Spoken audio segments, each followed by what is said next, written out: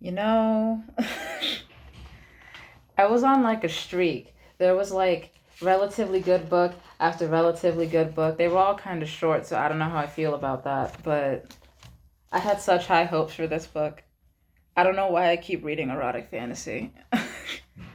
So, this book is called The Red. It's a 2017 erotic literature novel by Tiffany Reyes, and it's a standalone novel of 226 pages according to Amazon. There's a second one of these books, but I'll get to that. The Red is an art gallery, and I don't know why her mom called it that, but the main character's name is like Mona Saint something, Mona Lisa Saint something, and she's called Mona Lisa because her mom is a hippie and she likes art. She specifically likes erotic art, but she does not sell the erotic art, is in the back of the gallery. And the gallery is also like literally in the red. It's in debt, and her mom is now dead. So, and millennials don't like art. We all know this. Um, so Mona has a cat, and the cat goes out into the gallery, and there's a man in the gallery. Who is this man? um, so he's kind of a creep, and of course he's British, and he decides that he wants to help her if she will give her body to him for the period of a year for like 2 nights a month every single month. And at first I was like, okay, lit, that's cool, we can do that. I keep my hair is a mess. I'm sorry. And he wants permission to do sexual things to her, and in exchange, he will save the red. And it feels kind of like Lucifer from the show, except Lucifer isn't a fucking creep most of the time. Um, she even compares him to the devil, so that's fun. Um, he also admits to being what he calls a whoremonger, and he just likes beautiful women, I guess. Yeah, all right, dude. and like, is a person a whore if they're only sleeping with you? Huh. So, she agrees to this, and there's no condoms because guys in literature don't like condoms, so they can't use condoms. And he says that there's no disease, and yet there's no talk of her possibly getting pregnant. Huh. So they fuck, and in the morning he's gone. He sent flowers, and he gave her a bottle. I'll explain that in a minute.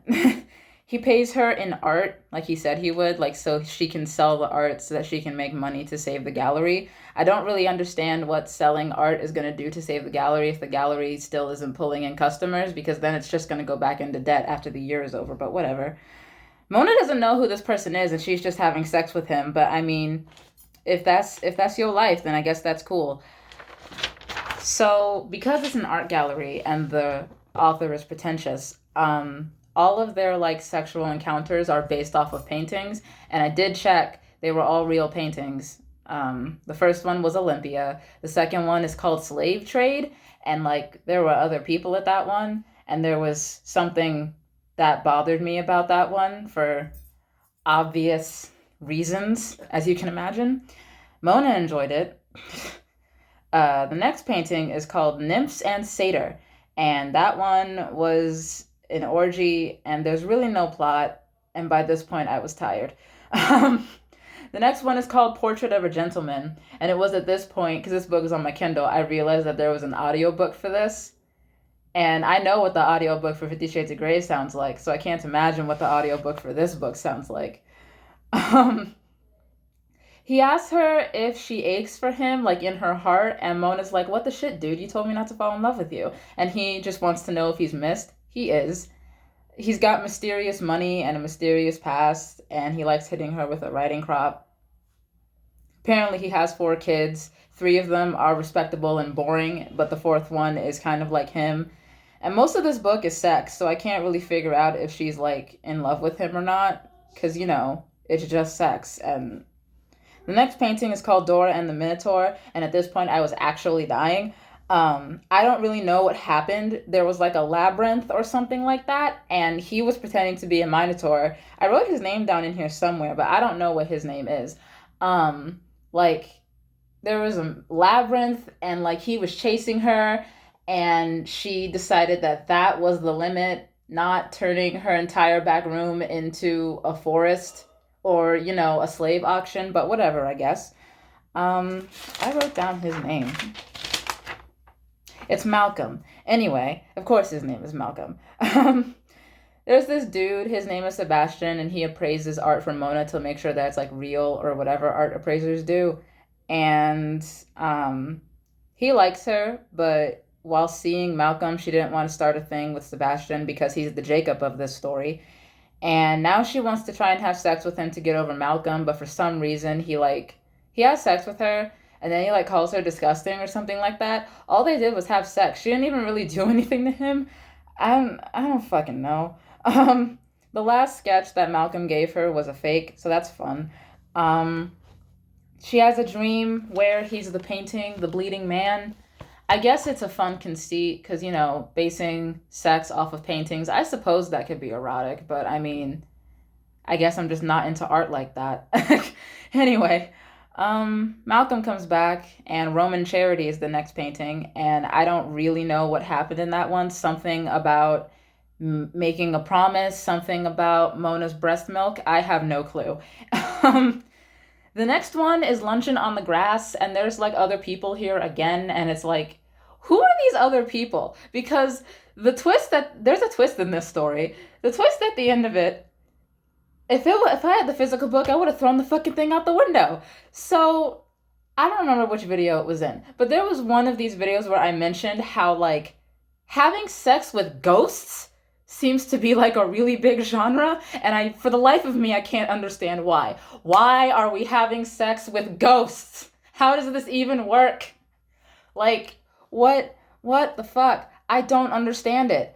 So then he disappears and Malcolm's grandson shows up. Apparently, like he's also been like going to his grandson and like talking to him and telling him to go to America cuz apparently his grandson lives in Ireland.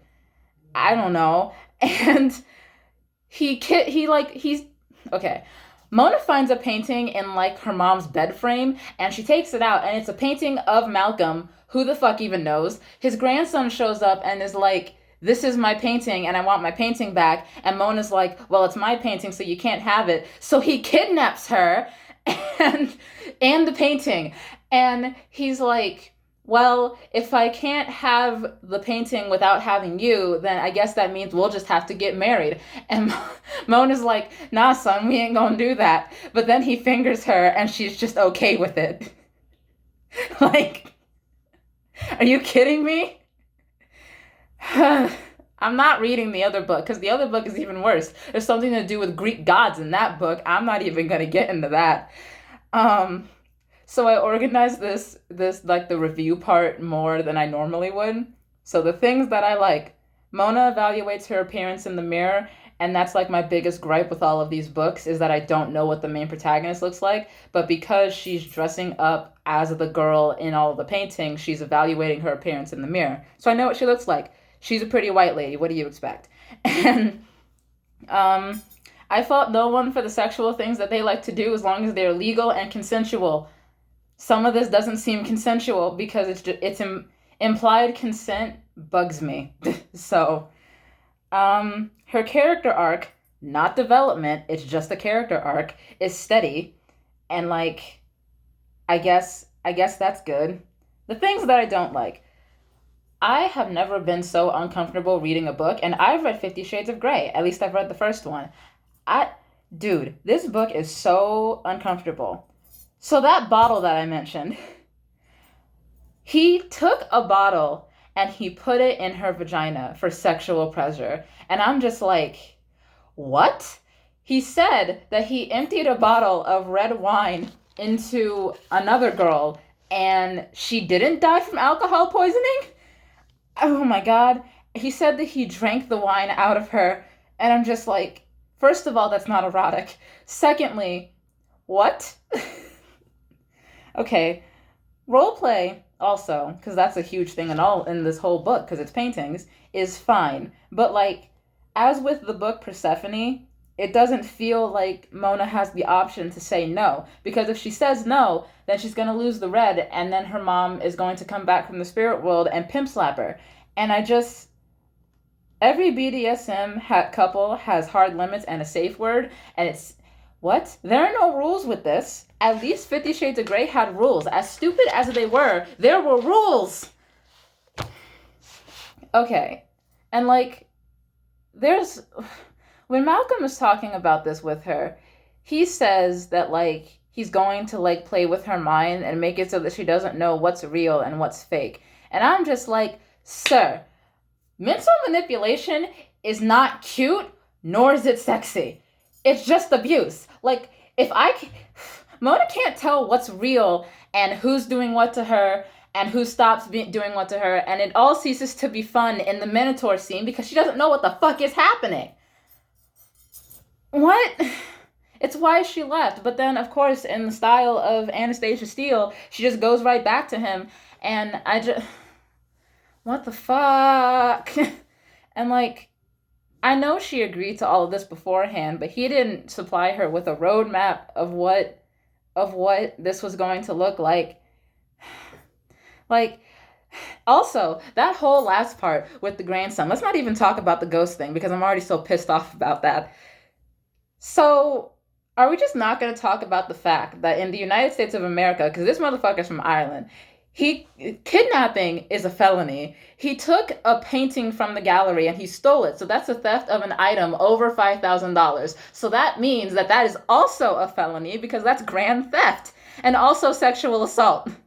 Like, she agreed to marry him, but like she was refusing up until she orgasmed. Like, okay. In conclusion, fuck this book. If I had a physical copy, I would have burnt it. Like, oh my god. Obviously, it's on the wouldn't read again list, and there's nothing in the whole world that could possibly be worse than this book. I don't. And I read Her New Reign. Like, I don't think even like The Sweetest Kill is worse than this book. And I didn't even finish The Sweetest Kill. That book broke me. Huh. I was in physical pain while I was reading this book. It's so fucking bad, yo. What's the next book? Oh, the next book is good. The next book is Plastic Magician, so I'm not totally angry about that. Good God. Reliving that was. I am warm now. That's how angry I am.